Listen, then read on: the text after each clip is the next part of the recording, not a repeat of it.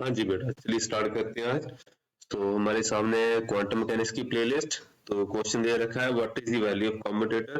तो कल भी हमने कम्यूटेटर के बारे में डिस्कशन किया था, फिर थंब रूल्स वगैरह मैंने बताए थे कैसे फॉलो करना है, उसी को आज एलैबोरेट करेंगे। एक और क्वेश्चन सामने आ गया तो उसको देखते हैं। So what is the value of commutator for the quantum mechanical Hamiltonian. तो जो कल मैंने आपको रूल्स बताए थे वही यहाँ पे इम्प्लीमेंट होंगे बेटा।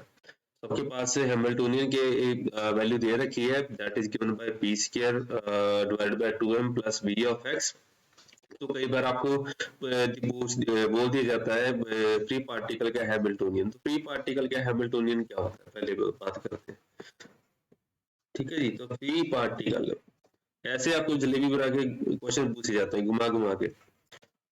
ठीक है जी, फ्री पार्टिकल का अगर आप हैमिल्टोनियन लिखने जाओगे that will be just like p square divided by 2m plus जो पोटेंशियल एनर्जी रहेगी it will turn out to be zero. तो पोटेंशियल एनर्जी फ्री पार्टिकल के लिए जीरो होती है। अगर तो फ्री पार्टिकल का हैमिल्टोनियन लिखोगे तो P square divided by 2m ही आएगा। अगर कोई पार्टिकल और दे रखा है that may be like this thing. तो एक सिंपल सा पार्टिकल जिसकी कॉरेस्पॉन्डिंग हैमिल्टोनियन दे रखा है, और आपने क्या फाइंड आउट करना है यहाँ पे, whether Hamiltonian commutes with the position operator, position vector operator और नॉट। तो ये चीज आपने बेटा यहाँ पे फाइंड आउट करनी है। देखते हैं क्या होता है।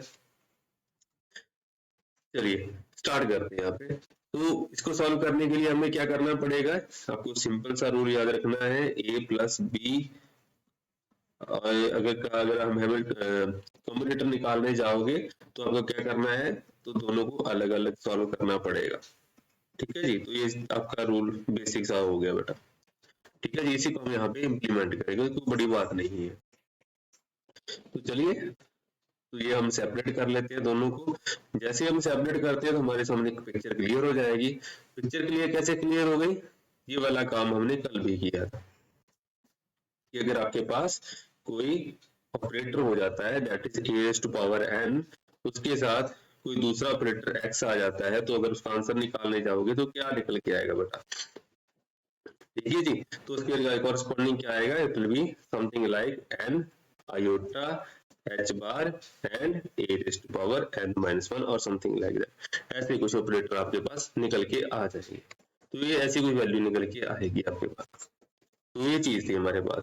अब हमारे पास क्या दे रखा है, हमारे पास दे रखा है P square divided by 2m and x का हमने सॉल्व करना है। अब ये 2m जो है बेटा कांस्टेंट फैक्टर है, ये तो ऑटोमेटिकली बाहर आ जाएगा। तो हमें क्या सॉल्व करना पड़ेगा, 1/2m बाहर आ गया तो P square divided bye x को पी स्क्वायर के साथ कम्यूटेटर फाइंड आउट करना है x का। तो वो चीज आप सॉल्व करोगे। ठीक है जी, तो ये चीज आपने सॉल्व करनी। तो ये चीज जो है हमने यहाँ तक सॉल्व कर रखी है यहाँ पे। ठीक है जी, v of x and x, मान लीजिए पोटेंशियल जो है वो x के ऊपर डिपेंड कर रहा है जैसे हमें बताया गया है। कैसा पोटेंशियल हो सकता है, it may be 1/2 kx square. ठीक है, पोटेंशियल एनर्जी हो सकती है जैसे समथिंग लाइक, जिसको हम half m omega square x square के साथ भी लिख सकते हैं। ऐसी कोई डिपेंडेंस हो सकती है, एक्स भी हो सकता है या फिर एक्स स्क्वायर भी हो सकता है, एक्स क्यूब भी हो सकता है। मतलब पोटेंशियल जो है एक्स के ऊपर डिपेंड करेगा। ठीक है, तो जो हमारे पास दूसरा ऑपरेटर कौन सा है, दैट इज एक्स। पहला ऑपरेटर कौन सा है, बी ऑफ एक्स, जो हमने सॉल्व करना है। तो whether it is x square comma x or it is x comma x, answer क्या आएगा बेटा, जीरो। बिकॉज कोई भी ऑपरेटर जो है इटसेल्फ के साथ अगर उसका कंप्यूटर निकालने जाओगे it will turn out to be zero. ये भी हमने कल डिस्कस किया था। तो हमारे पास क्या निकल के आया बेटा, it will be like zero. तो ये वाला आंसर क्या आएगा बेटा, जीरो आ जाएगा, इसलिए यहाँ पे जीरो लिखा हुआ है। अब पी स्क्र एक्स को मैंने आपको पहले बता दिया, निकल के क्या आएगा बेटा, माइनस आयोटा एच बार, साथ में क्या आएगा एन। एन क्या होता है यहाँ पे, two, because it is power, two आएगा बेटा। साथ में क्या निकल के आएगा, इट विल बी पी, जैसे मैंने आपको पहले बता दिया था। इसका आंसर क्या आना चाहिए, जस्ट लाइक समथिंग लाइक जो आपके पास आना चाहिए था, so it will be like x. तो ये क्या आ जाएगा, n iota h bar into something like, ये ऐसा आएगा। ठीक है जी। तो अगर x and p raise to power n वो हमने कल सॉल्व किया था, वो वाला का पार्ट ऐसे दिया गया था, तो ये हमने कल खुद सॉल्व किया था, ये स्टडी वाला काम। तो ये वाला काम हमने कल किया था, तो इसी को हम यहाँ पे लेके चलते हैं, तो इसमें कोई बड़ी बात नहीं है, तो इसको हम यहाँ पे इम्प्लीमेंट कर सकते हैं, तो कोई प्रॉब्लम नहीं आएगी। तो अगर आपने कल वाला लेक्चर देखा होगा प्रॉपरली तो आपको आसानी से समझ आ गई होगी, तो ये चीज हमारे लिए बड़ी बात नहीं है। ठीक है जी, तो ये चीज हमने ऑटोमेटिकली सॉल्व कर ली। तो हमारे पास क्या निकल के आ गया, एक ये वाला हो गया, दूसरा सोल्यूशन हमारा ऑटोमेटिकली 0 हो गया, तो नेट रिजल्ट हमारे पास ये बन गया। अब जो हमारा क्वेश्चन है उसको ऊपर चलते हैं, तो हमें यहाँ पे पूछा गया है, थोड़ा सा फिर से घुमा दिया, H bar ex prime divided by iota. तो ये क्या दे रखा है, ऐसे ही ऑप्शंस दे रखी हैं, ना तो यहाँ पे मास टर्म है, ना ही यहाँ पे मोमेंटम टर्म है।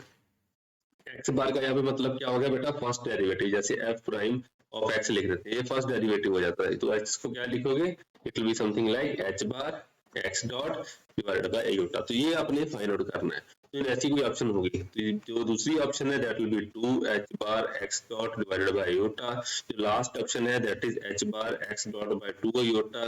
जो थर्ड सी ऑप्शन है that is 3 H bar x dot divided by iota. ठीक है जी, पहली ऑप्शन है वो मैंने आपको ऑलरेडी बता रखी है। तो ये 3-4 ऑप्शन है आपके पास, मतलब आपको इसको अभी फिर से ब्रेक डाउन करना पड़ेगा कंपोनेंट्स। तो मोमेंटम क्या होता है, मोमेंटम आपको पता है बेटा, मोमेंटम आपके पास मास एंड वेलोसिटी के बराबर होता है, तो मास इनटू एक्स डॉट आ जाएगा। मास के साथ मास कैंसिल करोगे तो आपके पास क्या निकल के आएगा, minus iota h bar x dot, और you can simply rewrite iota in the denominator, cancelling the negative sign, it will be h bar x dot divided by iota. तो हमारे पास आंसर क्या आएगा बेटा, it will be option A. तो ऐसे अपने इस क्वेश्चन को सॉल्व करना है। तो जो मैंने कल रूल बताए थे वही रूल यहाँ पे इम्प्लीमेंट हो गए, कोई बड़ी बात नहीं है, कोई प्रॉब्लम नहीं आएगी। तो लेक्चर कैडर का ये क्वेश्चन था, इसको हमें ऐसे हैंडल करना है। तो इसके साथ ही एक छोटा सा क्वेश्चन है, हाइड्रोजन एटम का है, हाइड्रोजन लाइक एटम, इसको मैंने इसलिए डाल दिया यहाँ पे सो दैट आपको आइडिया रहे क्या क्या कर सकते हैं हम। तो ज्यादा कोई प्रॉब्लम नहीं है, अगर आपको हल्का सा भी आइडिया हो कैसे क्वेश्चन को हैंडल करना है तो आप आसानी से कर लोगे। अगर आपको एक्सप्रेशन याद भी नहीं होंगे तो भी आप हैंडल कर लोगे। तो energy levels of the hydrogen atom are given in terms of principal quantum number. तो जिसने बीएससी की हुई है बेटा उसको ऑटोमेटिकली इस क्वेश्चन का आंसर पता होगा, तो ऑप्शन आपका सी आएगा। क्यों आएगा, बिकॉज एनर्जी लेवल होते हैं हाइड्रोजन एटम के, that is those are given in terms of minus 13.6 divided by n square. यहाँ पे मैंने इलेक्ट्रॉन वोल्ट नहीं लिखा था। So energy level of the hydrogen atom अगर आप फाइंड आउट करने जाओगे तो minus 13.6 electron volt divided by n square. Principal quantum number यहाँ पे फॉलो होगा, बिकॉज डीजनरेट लेवल्स आएंगे, 2s की एनर्जी और 2p की एनर्जी सेम रहेगी हाइड्रोजन एटम के अंदर। ठीक है जी। तो अगर हाइड्रोजन लाइक एटम्स आपको पूछ लिया जाता है तो यहाँ पे जेड स्क्वायर की डिपेंडेंस आएगी, इसलिए इस क्वेश्चन को मैंने यहाँ पे इंक्लूड कर लिया। तो z square hydrogen like atom आ गया। हाइड्रोजन लाइक एटम कौन सा हो सकता है बेटा, तो यहाँ पे कौन सा हो सकता है, something like 2 units of positive charge. Lithium का एटॉमिक नंबर होता है 3 बेटा, तो 2 यूनिट ऑफ पॉजिटिव चार्ज हो गया। हीलियम के ऊपर एक पॉजिटिव चार्ज डाल दीजिए बिकॉज इसका एटॉमिक नंबर 2 होता है। तो ऐसे जो एटम्स होते हैं इनको हाइड्रोजन लाइक एटम बोला जाता है और उनकी एनर्जी लेवल भी इसी का कॉरेस्पॉन्ड करते हैं। एक चीज मैं और बता देता हूँ, जो एनर्जी एक्सप्रेशन होता है that is also dependent on मास। तो जहाँ पे जो 13.6 लिखा गया है उसके अंदर अगर इलेक्ट्रॉनिक मास नहीं है, रादर देन अगर आप हाइड्रोजन लाइक एटम्स की बात करोगे या पॉजिट्रोनियम की बात करोगे, अगर प्रीवियस लेक्चर्स मेरे देखे होंगे, अगर अपने यूट्यूब के ऊपर न्यूक्लियर फिजिक्स में हमने पॉजिट्रोनियम डिस्कस किया हुआ है, तो पॉजिट्रोनियम के अंदर भी हमारे पास ऐसे लेवल्स पूछे जाते हैं कि हाइड्रोजन लाइक एटम के बारे में डिस्कस किया जाता है कि इलेक्ट्रॉन एंड पॉजिट्रॉन का एक कॉम्बिनेशन है वो हाइड्रोजन लाइक बिहेव करता है, बिकॉज सेंटर में क्या होगा, इलेक्ट्रॉन पॉजिट्रॉन हो जाएगा और आउटर ऑर्बिट में क्या घूमेगा, इलेक्ट्रॉन टाइप स्ट्रक्चर घूमेगी। तो ऐसी कोई स्ट्रक्चर आपके पास होगी तो वो हाइड्रोजन लाइक एटम बन जाता है। तो उसके एनर्जी लेवल कैसे आएंगे, तो वहां पे मैंने ऐसा डिस्कस किया था कि हाइड्रोजन एटम के जो एनर्जी लेवल होते हैं वो मास के डायरेक्टली प्रोपोर्शनल होते हैं। अब यहाँ पे क्या है बेटा, अगर हाइड्रोजन एटम होगा तो सेंटर में प्रोटॉन है, आउटर ऑर्बिट में इलेक्ट्रॉन घूमेगा, तो उसका मास जो है वो इलेक्ट्रॉनिक मास ही कंसिडर किया जाता है। लेकिन अगर पॉजिट्रॉनियम जहाँ कोई और न्यूक्लियस आ जाता है तो उसका जो मास होगा वो रिड्यूस्ड मास बन जाएगा। तो रिड्यूस्ड मास जो होगा that will be different as compare to mass of the electron. तो उसकी वजह से हाइड्रोजन एटम के अगर कोई पैरेलल कोई और न्यूक्लियस आता है तो उसके जो लेवल्स होंगे वो मॉडिफाई हो जाएंगे। तो कब जैसा क्वेश्चन होगा वैसा ही आपको उसको देख के सॉल्व करना पड़ेगा। तो आपको इसको कंपैरेटिव स्टडी लेके चलनी पड़ेगी, hydrogen atom versus hydrogen like atom.